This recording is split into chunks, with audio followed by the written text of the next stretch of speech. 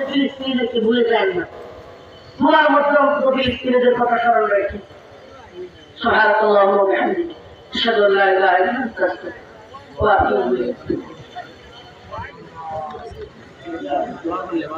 আমরা কত দোয়া করে গেল বলেন আলহামদুলিল্লাহ مالك يوم الدين إياك نعبد اللهم ارزقنا شهادة في سبيلك اللهم ارزقنا شهادة في سبيلك يا الله فاغفر لي العالم আমাদের জীবন ফিরে সমস্ত গুনাহ ক্ষমা করুন আর রব্বুল আলামিন আল্লাহ আপনি আমাদের মাফ করে দেন আল্লাহ আমাদের গুনাহগুলি মাফ করে ফিলিস্তিনের মুসলমানদের হেফাজত করে আল্লাহ গাজার মুসলমানদের হেফাজত করে